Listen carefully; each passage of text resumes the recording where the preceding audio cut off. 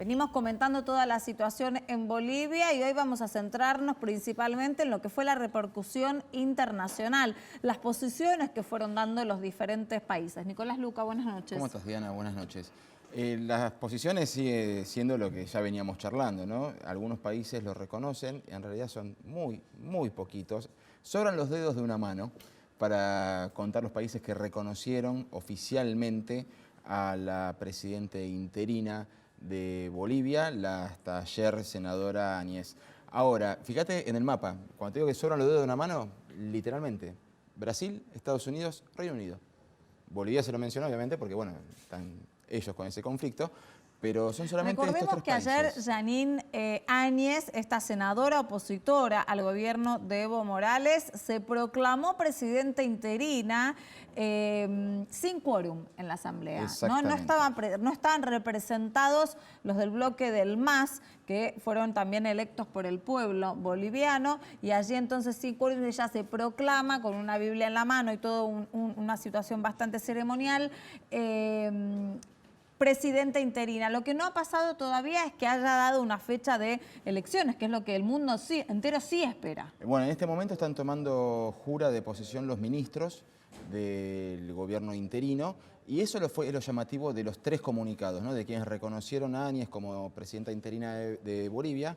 Dieron comunicados en los cuales, bueno, Brasil fue mucho más efusivo, pero los tres comunicados tienen algo en común. Fíjate. El secretario de Estado de Estados Unidos, el presidente interino del Senado, Áñez, asumió las responsabilidades del presidente interino de Bolivia. Esperamos con interés trabajar con ella y otras autoridades civiles del país mientras organizan elecciones libres y justas lo antes posible. Obviamente utilizaron el Google Translate, ¿no? Porque está lleno de errores, pero es para destacar eso de elecciones urgentes, libres y justas. Es algo que se vio en los otros tres comunicados. Fíjate el otro comunicado, Brasil. Fueron mucho más efusivos. El gobierno de Brasil felicita a la senadora Jeanine Áñez por asumir constitucionalmente la presidencia de Bolivia y la enaltece por su determinación de trabajar para pacificar el país. Brasil, celebrar prontamente elecciones generales en el país. Y por último tenés el comunicado del gobierno del Reino Unido. El Reino Unido felicita a Jeanine su intención declarada de celebrar elecciones pronto. Lo primero que marca. Y después hacen una aclaración, subrayan lo de elecciones pronto y ponen elecciones libres y justas para reconstruir los lazos de paz en el pueblo boliviano. Es como hay unanimidad con respecto al pedido de elecciones, porque principalmente es el poder de los ciudadanos a elegir a alguien que ellos votaron. A esta diplomáticamente no la votaron. Sorprendió dos cosas. Primero, que haya solamente 3 países que reconozcan a Jeanine Áñez como presidenta interina de Bolivia, pero lo segundo que me llamó la atención es que incluso esos 3 países piden elecciones ya. Claro. Ya. Así que eso es el panorama actual.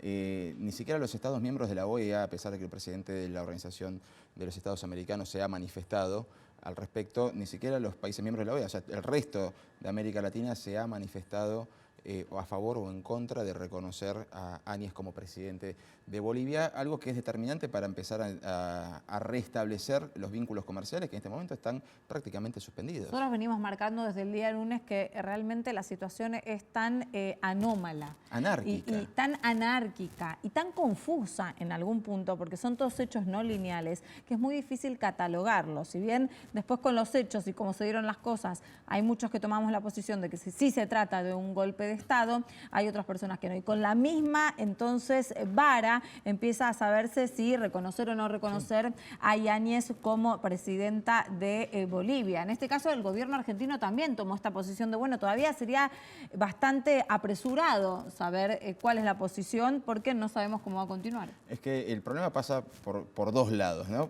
Primero, llamó la atención que Reino Unido todavía no terminó de salir de la Unión Europea y ya se cortó sola en el momento de tomar una determinación que por ahí hubiera sido mejor una posición de bloque, ¿no? En cuanto a Europa.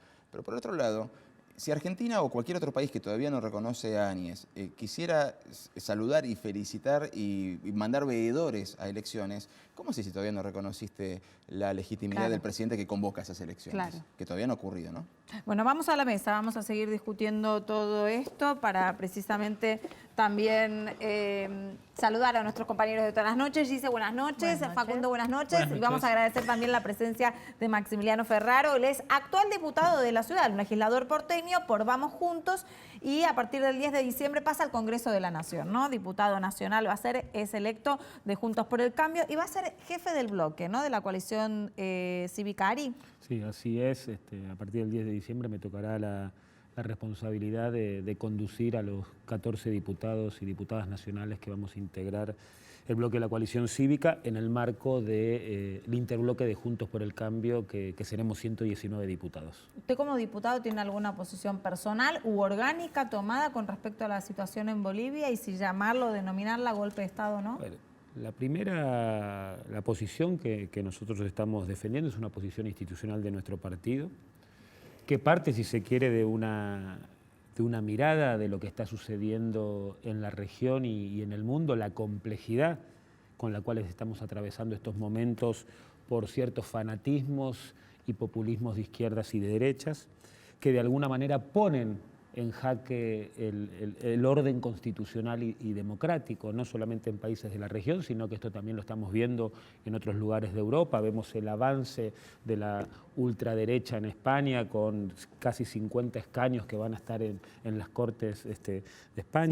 Sí, el avance de Vox. Y en ese sentido, a ver, con respecto a lo de Bolivia, nosotros lo hemos manifestado. Nosotros somos férreos defensores del orden democrático constitucional.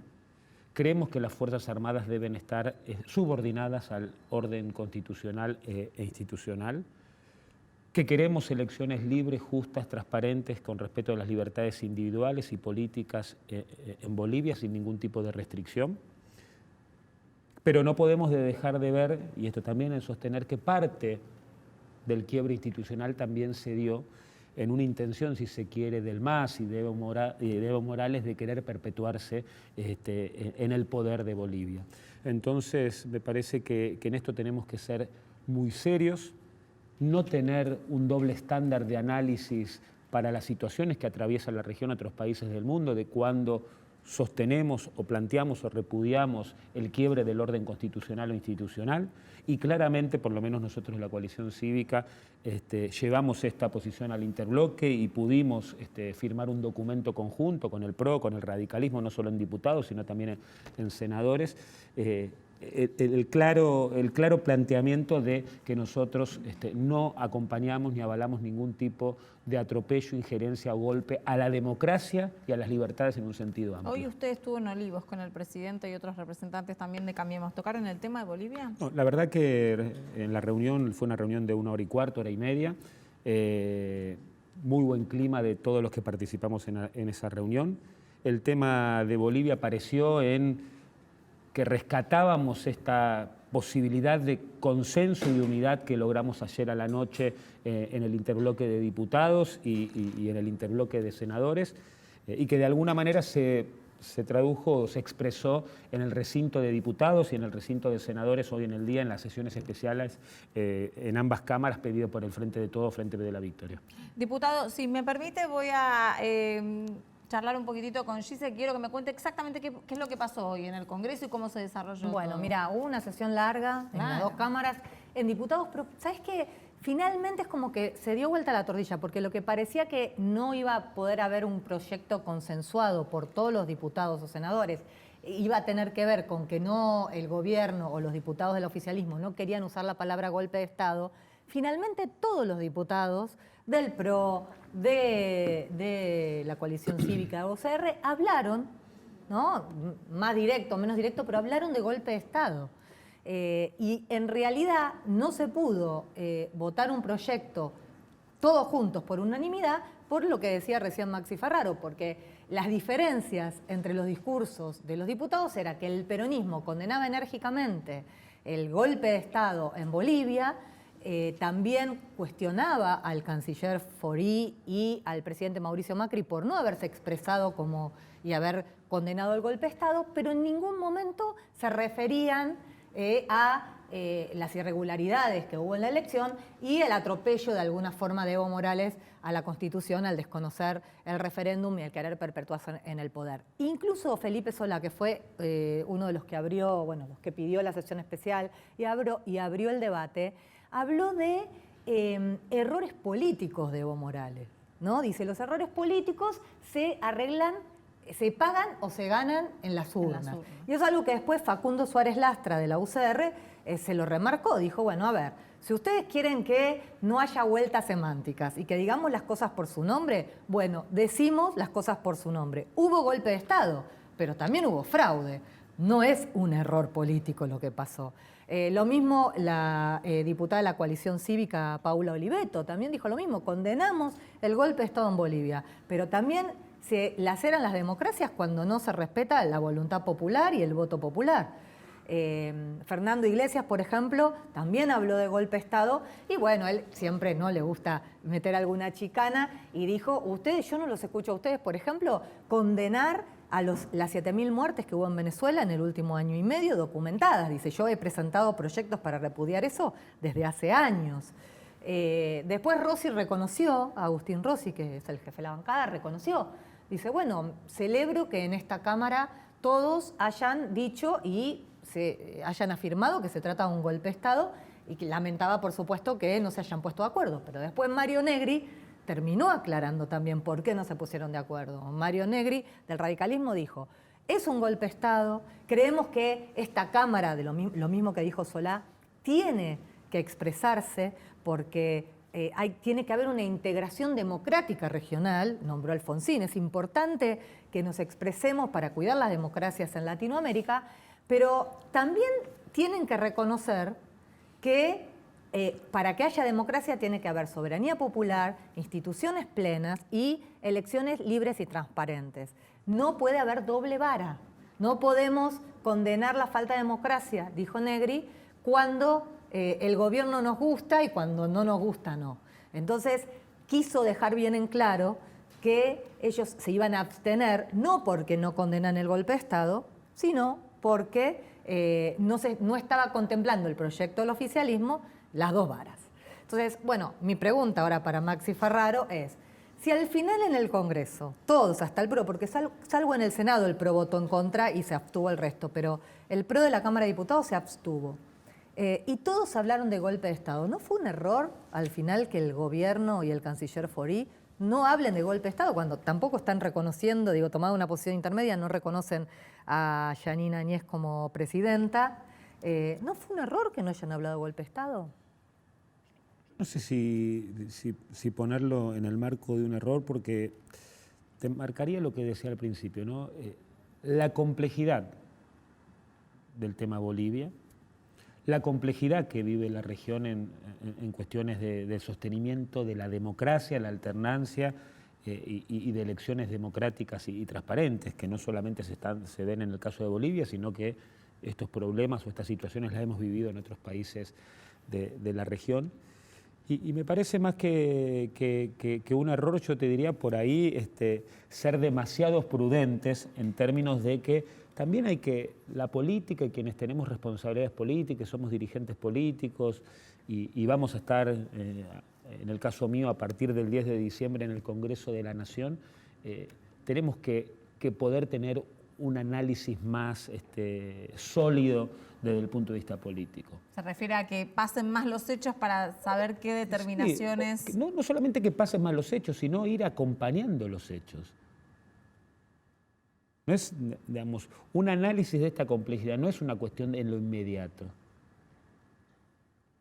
No es sostener algo y producir una síntesis de lo que está sucediendo, producto de 2 horas, 3 horas de sucesos tras sucesos que se estaban dando. Y sucesos no lineales, ¿no? Exactamente. Y me parece que esto requiere, vuelvo a insistir, esto requiere un análisis, porque, planteamos lo que planteamos con respecto a Bolivia, pero la política, un sector de la política no lo plantea con respecto a Venezuela, Maduro y Chávez.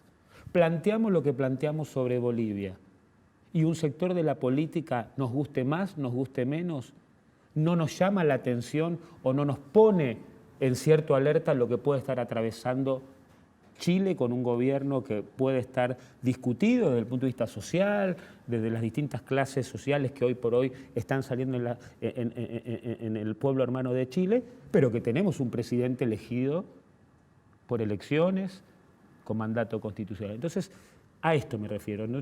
Yo más que pensar en el error, me parece que también la política argentina, los analistas, desde el punto de vista político internacional, también tendríamos que ser un poco más pacientes y no provocar un fallo o emitir algo desde lo inmediato, que después esa emisión desde lo inmediato, sin un análisis un poco más amplio, nos deja presos de nuestras propias acciones o de nuestras propias palabras. Me parece que la democracia en la región, el orden constitucional en la región, la consolidación de las democracias en toda América Latina es algo mucho más que una posición, si se quiere, así tipo estudiantina o tipo volanteada, como muchas veces sucede, y no lo digo solamente para un lado político, sino lo planteo también como una cuestión autocrítica de la política. Los temas regionales, los temas que están vinculados a la democracia, los temas que están vinculados a la región, y cómo se está plantando muchísimas cosas, como les decía al principio, vinculados a los extremos de derecha y de izquierda, a los populismos de un lado y del otro, y que no solamente en nuestra región, sino también lo que está pasando en Europa es importante y que tiene que tener una comprensión más amplia, y es una comprensión regional y es una comprensión geopolítica. Paco. Apelando un poco a que a partir del 10 de diciembre va a formar parte del Congreso Nacional, me pregunto si no hay quizás cosas más urgentes en la Argentina que en un Congreso que prácticamente no sesionó en todo el año, debatir sobre democracias o no democracias en otros países, cuando solo el año que viene hay que pagar 52.000 millones de dólares de deuda, la mitad de los jóvenes menores de 16 años viven en la pobreza en la Argentina. ¿No hay problemas mayores locales que lo que pasa incluso en la región? No quisiera desmerecer el pronunciamiento de un Parlamento Nacional con respecto a un país hermano como es el caso de Bolivia, o puede ser en otros casos. Y me parece que también parte de una Cámara de Diputados y Cámara de Senadores también tiene el deber de pronunciarse desde el punto de vista político, porque así también lo marca el reglamento propio de cada una de las cámaras. Pero sí, yo coincido con vos, me parece que tenemos que estar muy expectantes y pendientes de la agenda que proponga el presidente electo que va a asumir a partir del 10 de diciembre. Si esa agenda va a tener que ver con la extensión de sesiones o convocatoria de sesiones extraordinarias. ¿Cuáles son las prioridades que va a marcar con los mensajes que mande al Parlamento Nacional y el mensaje de inicio de su gobierno cuando se reúna la Asamblea Legislativa para que preste juramento? Y yo podría plantear algunos temas de interés que nosotros, por lo menos desde la coalición cívica, hacia el interbloque de Cambiemos, queremos discutir en la Argentina que viene. Nosotros queremos discutir seriamente la baja de impuestos para pequeñas y medianas empresas, queremos discutir la baja de impuestos para las industrias del conocimiento y para el sector emprendedor. ¿De qué manera seguimos sosteniendo la eliminación del IVA de la canasta básica, haciéndonos cargo, por supuesto, y no mirando para otro lado, de que tenemos una situación económica compleja que nosotros, vuelvo a insistir, no es que no miramos para el otro lado, nos hacemos cargo, es lo que tuvimos que llevar adelante con muchísimas dificultades, pero también con muchísimas decisiones que yo comparto y que fueron decisiones estructurales de este gobierno, que sientan otras bases totalmente distintas a las que tuvimos en el 2015.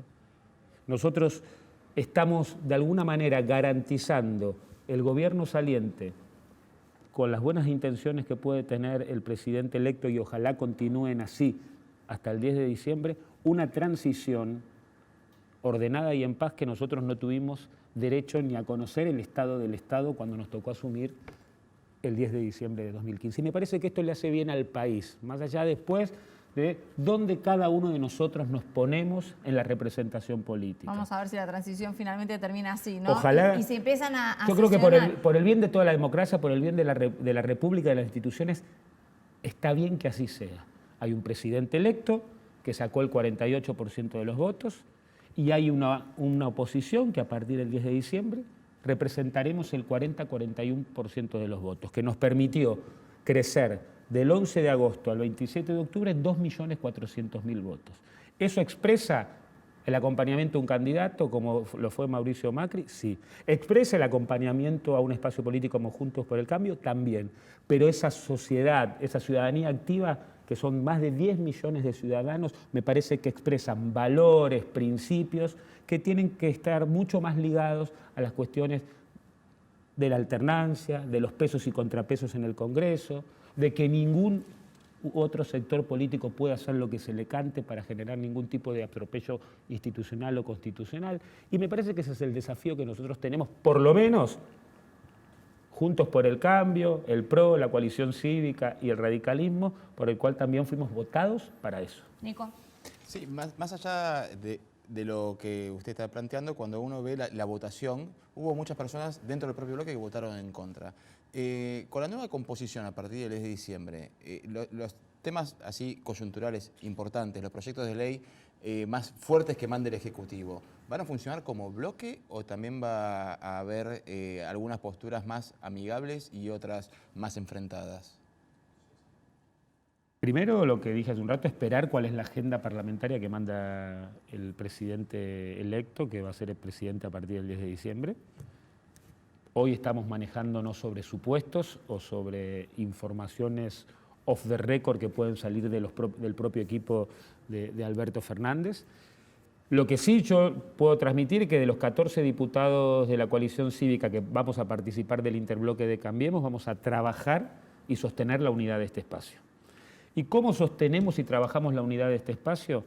Marcando claramente en qué tenemos las coincidencias y también de qué manera trabajar las diferencias que podamos llegar a tener, y me parece que no está mal poder trabajar para no generar ningún tipo de ruido mayor a diferencias que se puedan dar. Diferencias que se puedan dar por historias parlamentarias, diferencias que se puedan dar porque cada uno de nosotros no somos idénticos al otro partido, sino que el radicalismo expresa los valores, los principios y la historia de un partido centenario, así lo expresa el PRO y así lo expresamos nosotros en la coalición cívica con 25 años de recorrida de vida política en el Parlamento de Elisa Carrió y en la política argentina y, si se quiere, una voz importante y significativa en la Cámara de Diputados, si se quiere, en la cuestión particular de lo que estamos hablando. Vamos a hablar de Lilita, pero después del corte, ¿te parece? Bueno, vamos a un corte, enseguida regresamos.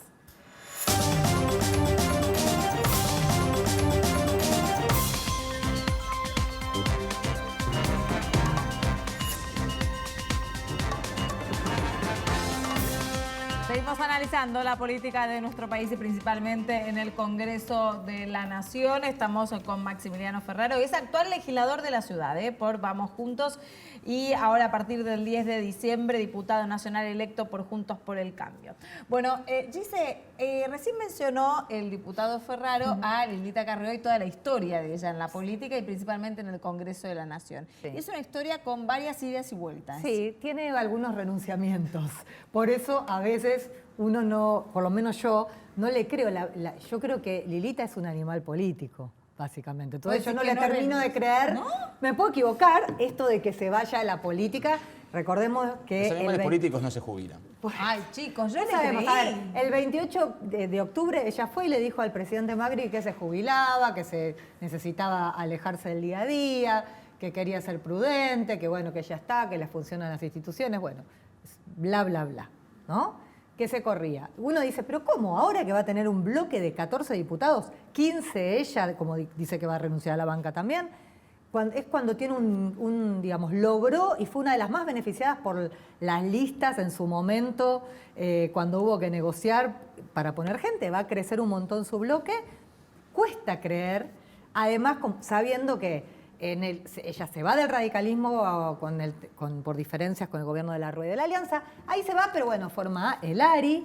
Después, en el 2011, cuando sale tercera como candidata a presidenta, se siente mal y dice, me retiro de la política. No se retiró, después formó otra alianza, UNEN.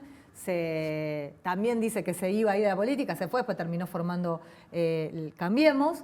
En el 2016 también dijo que se iba y que se jubilaba. Y ahora finalmente se lo comunicó al presidente Mauricio Macri.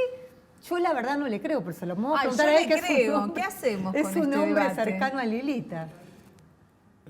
Primero, por lo menos a nosotros desde la coalición cívica y en el caso mío particular, es una decisión que no me sorprendió. No me sorprendió porque Lilita lo venía planteando hacia adentro del partido, a muchos de nosotros, y también vale recordar que parte de su último libro y su recorrida por muchísimas de las provincias de nuestro país en lo que era el camino a las elecciones del 11 de agosto, también estaban marcadas por una despedida o un retiro, si se quiere, de la política cotidiana y la política partidaria. Y la decisión de Lilita tiene que ver con esto, tiene que ver con que tiene el derecho a poder descansar, tiene derecho a poder disfrutar de sus hijos, de su familia, de sus amigos, y que parte de poder ejercer ese derecho tiene que ver con este corrimiento o esta decisión que ha tomado de correrse de todo el día a día del Parlamento y de la política partidaria y de la política de Juntos por el Cambio. Por supuesto que Lilita seguirá siendo una voz importante en la coalición cívica y en la política argentina, pero también ella saben que está convencida, y lo hablamos mucho cuando de alguna manera yo me fui como preparando para asumir el rol de presidente de bloque. Ella está muy contenta y satisfecha con el Partido Nacional y con el bloque de diputados nacionales que vamos a tener. Para que ustedes se den una idea, los 14 diputados nacionales que somos de la coalición cívica es uno de los bloques más grandes que tuvo este espacio político en la Cámara de Diputados. No, pero es lo que decía Gise sumado, si se quiere, a la representación de 5 legisladores en la Ciudad de Buenos Aires, más 15 comuneros, legisladores y senadores en la provincia de Buenos Aires, legislador provincial en Santa Fe, en Córdoba, Carrió, legislativamente, en Neuquén. en el último periodo, por lo menos legislativo, formó como un hilo de cohesión dentro de lo que era Juntos por el Cambio, Cambiemos propiamente dicho, en la Cámara de Diputados, incluso enfrentando posturas de Massot y hasta denunciando públicamente cuando alguien estaba jugando por atrás. Era como lo que a ella le gusta, la moral del equipo, del bloque. ¿Cómo puede funcionar el bloque sin esa personalidad dentro? O sea, van a tener las mismas garantías de liderazgo, de presencia e incluso su actitud temeraria al momento de hacer denuncias. Por supuesto que Lilita es irreemplazable porque el carisma, su presencia y la importancia que tuvo en el Parlamento no es transmisible y no es que uno de nosotros podamos reemplazarla. Lo que sí me parece que también todos nosotros, los 14 diputados nacionales, la Junta Ejecutiva Nacional de nuestro partido, ya somos un partido de personas adultas que estamos ocupando distintos lugares de responsabilidad. Yo vengo de ser 8 años legislador de la Ciudad de Buenos Aires, de presidir la Comisión de Educación, Ciencia y Tecnología, de presidir el Partido Nacional desde hace un tiempo, y ahora diputado nacional, y así el caso de Paulo Oliveto, de Juan Manuel López, de Mariana Zubik, de Marcela Campanile, los distintos dirigentes que me parece que también tenemos que hacernos cargo y asumir este gran desafío y esta gran responsabilidad que tenemos. ¿Y qué es ese gran desafío y responsabilidad que tenemos? En poder representar este partido, en poder representar a los valores y principios que hicieron a la propia historia de Lilita, pero que hicieron también a la propia historia de la coalición cívica que ya tiene 18 años como partido nacional. Y me parece que no le tenemos que tener miedo a ese desafío. Que por supuesto se va a notar la ausencia de Lilita, sí. ¿Fue una de las voces más importantes de la política y del Parlamento argentino? Por supuesto. Pero de alguna manera abandona la cotidianeidad de la política partidaria y de la cosa política del Parlamento. La famosa renovación de pero me caras, parece ¿no? que tiene también ese derecho, y que también lo venía planteando, de dedicarse a la política en un sentido más amplio. Y a dedicarse a la política en un sentido más amplio tiene que ver con, si se quiere, cuando estábamos hablando un poco lo de Bolivia, ¿no?